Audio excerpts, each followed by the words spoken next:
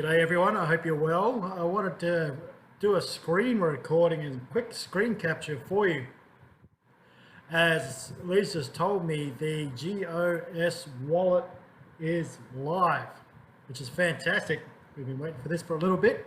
The system has been updated since the conference the other night, in the addition to allow for the gold convergence. So we wanted to show you how simple it was to go in and create the GOS wallet. So as usual, we log in as normal, as we can see there, and looking at the fractal packages, you see straight away that the prices for the packages have been converted now into GOS coins. So all pricing on the website now is no longer in euro, it is all in the equivalent GOS coin value. So just as a reminder, one GOS coin is equivalent to 50 euro, which is an A token. So yeah, so that's all been updated, which is fantastic. All information for round 1 and round 2 boards will be available, and they will be detailed in GOS coin. So if you check that out, you'll see that as well. But nice and simple, if we look onto the site straight here, we've got this wonderful little logo and icon to click on to create a GOS wallet.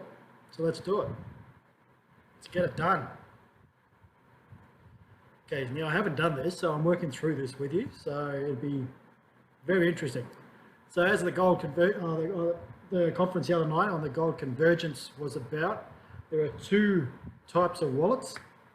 There is the GOS wallet, it is for internal purposes, and there is an OS wallet, which will be yours to keep your coins and your GOS coins external to the GIG platform. So, but for this case in point, we're going to go through. I'm just going to create the GOS wallet at the moment, just so if I want to purchase contracts or subscriptions, I can do so. So let's go. Proceed. So yes, that's the GOS coin in a nutshell.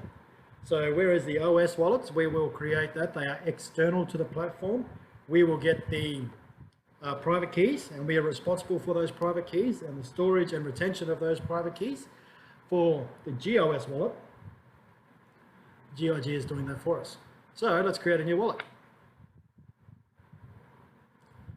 Your new wallet has been successfully created and ready to be used. Okay. Oh, here we go. So we've got the wallet address there. Doesn't this look great? GOS has got my wallet address. We've got the amount of GOS coins available. If you did pre-purchase, you would have the listing there, and the amount in your wallet should be detailed there.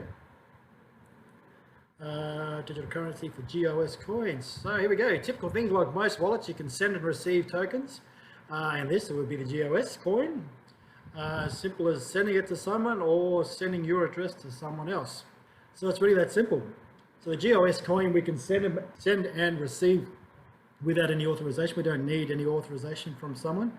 So if we need coins for a subscription or a contract, then we can ask other people in our downlines, uplines, wherever they may be in our structures, to support us with that. If they have some spare, they may be able to provide them instantaneously via exchanging through that link here. So I hope that's helped. It is literally as simple as that. So I'm going to cut this there and wish you a great day. Thanks for tuning in. Talk to you again soon. Thanks.